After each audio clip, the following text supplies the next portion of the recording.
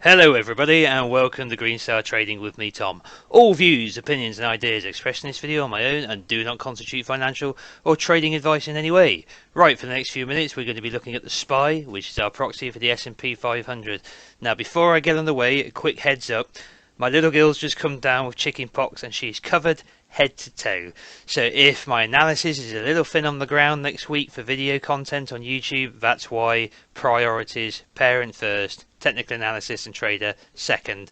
So I'm going to try and get some stuff done in the evenings if I can to keep you guys updated, but like I said, if the video content is a little quiet next week, that's the reason. So now that's out of the way, let's get on with today's video. We're going to start with our Elliott wave analysis first and our basic technical analysis second. During that segment of the video we're also going to look at the NDX again, just to compare some underlying momentum indicators and differences in price action, which I wish to highlight. So without further ado, let's get on with it and start looking at the SPY. Now, probably going to upset or confuse a few people here, but I'm going to tell you what I can see and I'm going to tell you what I think.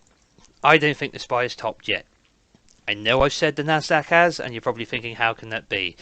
Well, it's not as weird as you might think. The Nasdaq during the last bubble, and I maintain that I do think we're in an equities bubble, during the last big bubble, which wasn't 2008, it was 2000, that was a tech bubble in the dot-com bubble, and the Nasdaq led the way down. After it peaked, it led the way down before the broader market rolled over and followed it. So it is perfectly viable to say that the Nasdaq has peaked and the broader market has not. Okay, so that is very much the case we're in at the moment, or at least I think we're in. Now I've laid out on the NDX the bearish invalidation point, which is a new all-time high. If that happens, we'll assume that the NDX is still bullish and going higher, following the other indices. But until we see that, I will remain bearish on the Nasdaq, but I will remain bullish here on the SPY, because we still have evidence to suggest that we're going higher. So on that note, let's talk about it. We have 5 primary waves up into cycle wave 5, and we are in the 5th primary wave. I've been saying this for months. So here's the 5th move up on primary wave degree. Inside of that we have 5 intermediate waves moving up, and we are now in the 5th intermediate wave, assuming that we completed the 4th intermediate wave and our minor wave degree into the 5. So inside of that we have our minor wave degree, like so, into the 5th of the 5th of the 5th of the 5th. So let's come in and have a look at minor wave degree and why it is I'm still supporting the market moving higher out into summer. I've been calling for a top in the summer for weeks now, perhaps even months, and I think there's evidence to suggest here that the SPY can eke out another high. I could be wrong and the market may have peaked. We will know soon enough if it has. So, but let's not start calling tops all over the place until we have evidence to support it. So let's come down to the 2 hour and have a look at this minor wave count. Okay, so let's just bring it back up so you can see it. Minor wave 1, 2, 3, 4 we're saying came in during the week, and 5 is now pushing up to one of these 2 targets at the top of the trend channel again.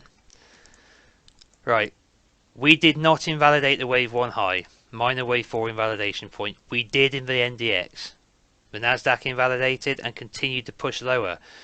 The SPY did not invalidate and has bounced at the same time as the other indices, but it didn't invalidate the bullish count here. In fact, the wave structure of this wave 4 that I'm proposing is actually really quite beautiful in terms of Fibonacci relationships. If we take our top of our proposed minor wave 3 near the top of the channel here, we take our first swing high, swing low, wave A. If we take the length of our A with our Fibonacci retracement tool, we can see that wave B comes to 1.618 of wave A, and it literally hits this 1.618 for 1, 2, 3, 4, 5, 6 2-hour candles. So 12 hours we spend up here going ping, ping, ping, ping, ping, ping, wick, wick, wick, wick, wick, and we will not go through it. So we get a 1.618 extension of the wave A, which is the absolutely perfect extension for a wave B in an expanding flat. 123.6 or 1618, and 1618 is the equivalent golden ratio as an extension here for the wave B, and we hit it perfectly. What's also interesting is we then move from the 1.618 to the minus 61.8, which is our other golden ratio, which for some strange reason on this fib layout I have got blue. That is not correct. That should be yellow as well. I don't know how that's happened. So we literally go tick 1.618 to tick 618. Right? A, B, C. Now not only do we get that right around this little node of volume is where we bottom. What's also interesting is if we take the retracement of the wave 4. Okay, so we come from the wave 2 up to the wave 3, not to the high, but to the wave 3 peak. What do we get? 38.2, green line here. 38.2, what are the two targets for a wave 4? 23.6, 38.2. We get a perfectly produced expanding flat to the 38.2% retracement, then a bounce. Where does the bounce bring us? Straight into the point of control in this visible range, right around this peak in the volume, this volume node here. What does that represent? It represents a fib level of 707. It's not a true Fibonacci number, but it's one of the levels I use, 707, right just overrunning the golden ratio here. So we've got a lot of really nice confluence here to suggest that this was a swing down into a C, then a bullish pivot higher. Okay, so such a very well constructed wave 4, and also alternating from a zigzag in the 2 to an expanding flat in the 4. Nice piece of Elliottitian, nice piece of Elliott wave going on here, Elliott wave theory. So we've got so for me at the moment that's sold me. That has sold me that the SPY can push higher, and that will continue to do so. I could be wrong, it could have peaked. If I am wrong, and it is bearish, like I'm assuming the Nasdaq is bearish, then we have our minor wave 4 invalidation point here at 398.07. If we go through that, we can adopt the same bullish stance, bearish stance, excuse me, and assume that this was a wave 1 down and a wave 2 up, wave 3 will take us through it, wave 4, wave 5, and will continue to impulse downwards. That's what I'm expecting to see in the Nasdaq next week, and in the next couple of weeks. However, if we are bullish, let's look at our targets.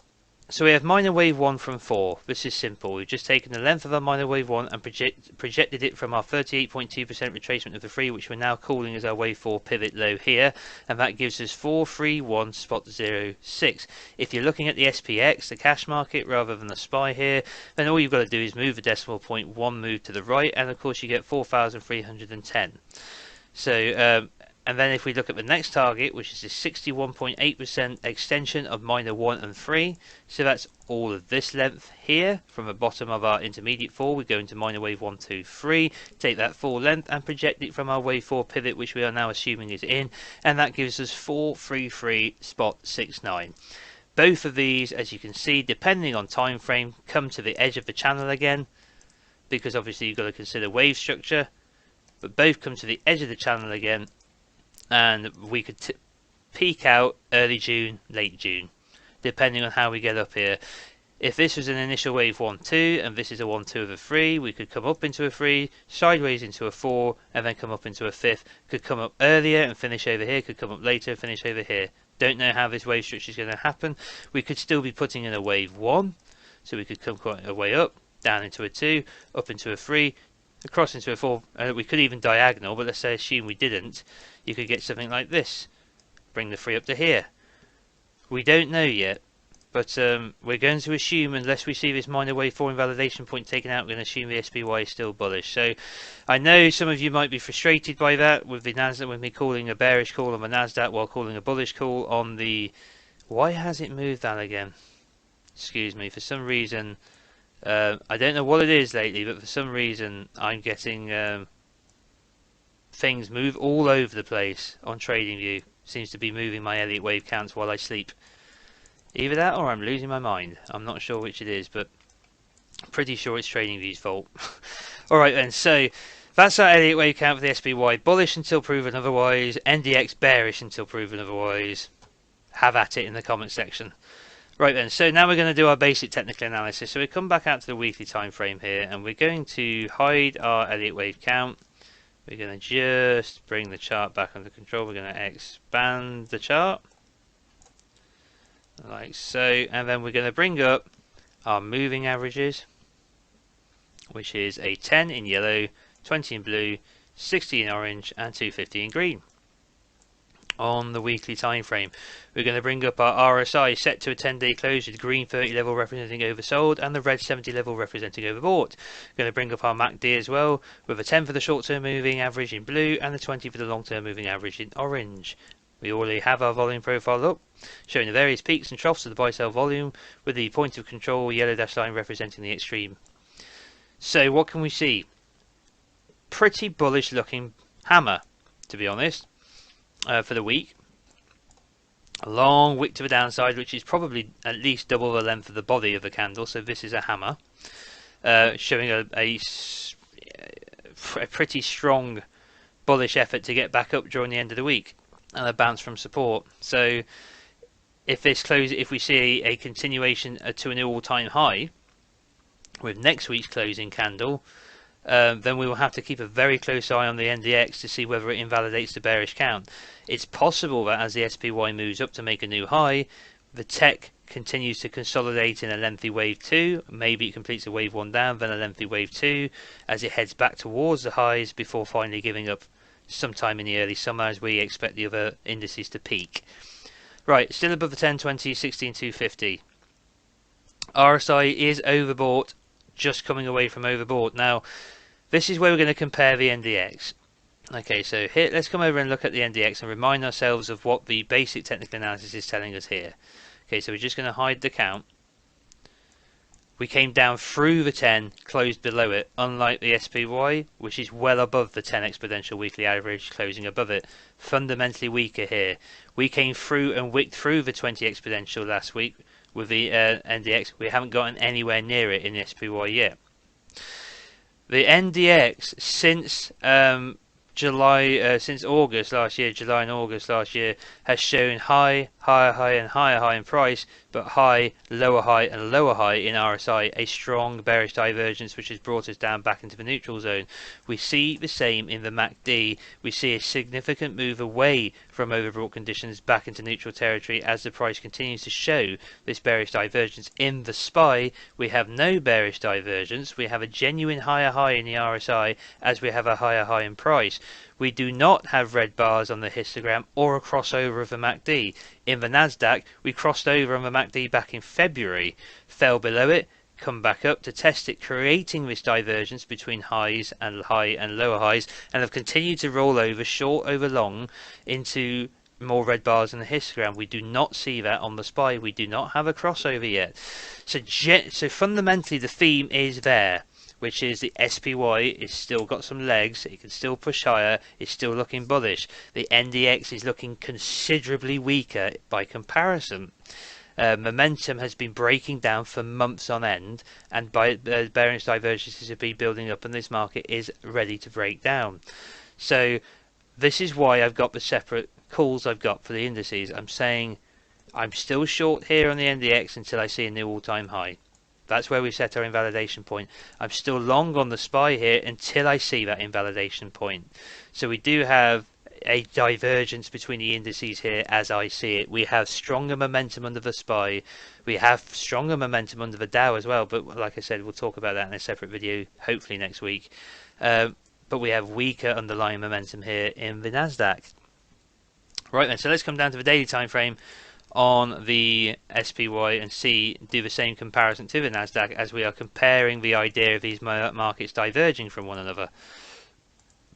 So on the SPY, we came down to the 60 exponential moving average last week, and we bounced back above the 20, back above the 10, no crossover of the 10 over the 20 exponential moving average, not with the price below it, no visit into oversold territory either, and we've seen the MACD crossover.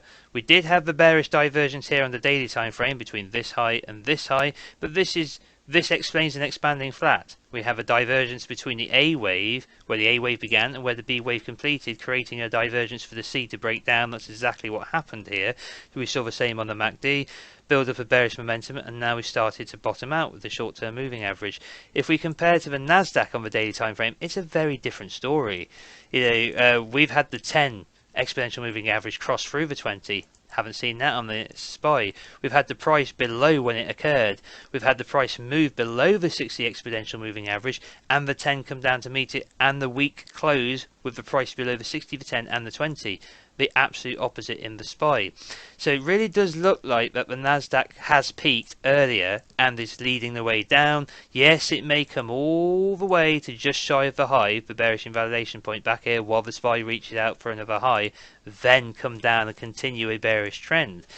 If it comes back up and invalidates the bearish invalidation at 14.072, this is the NDX we're talking about, then we have to be bullish again. But I would argue that there's evidence that the momentum in the Nasdaq has already begun to break down and has been for a while momentum is still keeping the the SPY's head above water because of the broader index with broader reach, with a much broader reach, bringing in a lot of those recovery stocks in other sectors and energy and other areas which we're not seeing in the tech index, and that's why the Nasdaq is leading the way down. So there you go, guys. I'm going to leave the video there.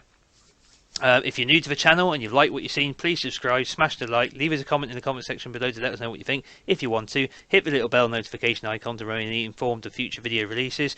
And as always, a big thank you to my patrons. Thank you very much for supporting me. Had a very interesting week chatting with you guys on the Discord about this price action we've seen in the indices.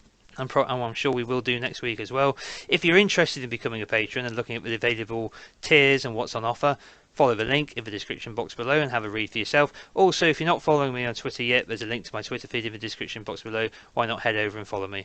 Alright then, guys, take care, and like I said, don't expect too many videos from me next week. I'll do my best, but I will see you when I see you. Take care. Bye bye.